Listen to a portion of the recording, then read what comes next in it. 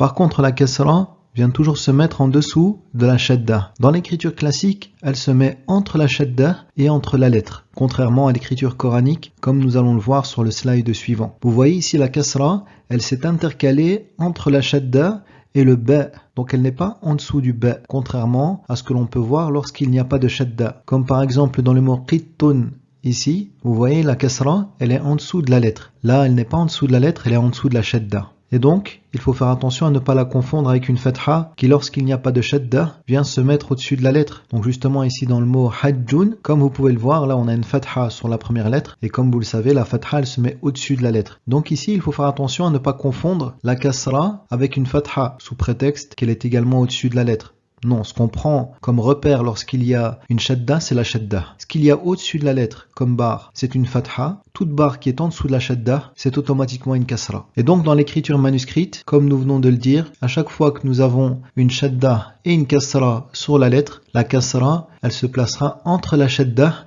et la lettre en question. Voyons maintenant comment ça se passe dans l'écriture coranique.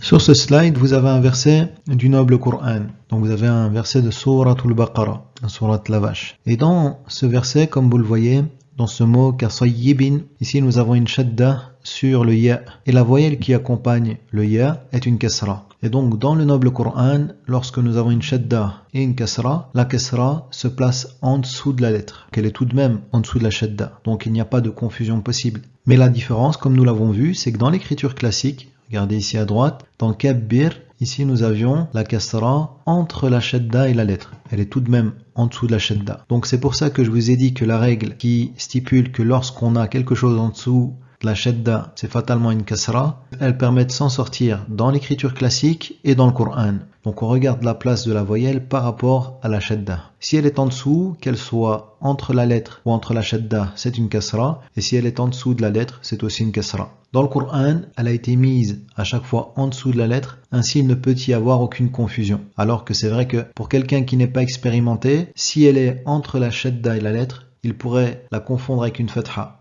D'ailleurs ça arrive souvent. Quelqu'un lise un mot où il y a une voyelle entre la shadda et la lettre et qu'il la lise comme une fatha parce qu'il n'a pas pris la shadda comme repère mais il a pris la lettre comme repère. Alors que lorsque nous avons une shadda, qu'est-ce qu'on doit faire? On doit prendre la shadda comme repère. Si j'ai une barre au-dessus, c'est une fatha. Si j'ai une barre en dessous, c'est une kasra. Qu'elle soit en dessous entre la lettre et la shadda ou alors en dessous de la shadda et en dessous de la lettre. Et donc ici vous avez d'autres exemples. En dessous du mim ici, j'ai une shadda au-dessus et j'ai ma kasra en dessous. Donc dans tout le Coran, lorsque j'ai une shadda et une kasra, la kasra se trouve en dessous de la lettre. Et dans l'écriture, lorsque j'ai une kasra et une shadda, elle se retrouve entre la shadda et la lettre. Barakallahu fikum. Passons maintenant aux exercices. Dans ce premier tableau, nous allons nous exercer à la shadda avec la fatha seulement. Premier mot, rubb. Rubb. Vous entendez, je double bien ici le ba. Rubb. Je ne dis pas rubb. Wassa'at. Wassa'at.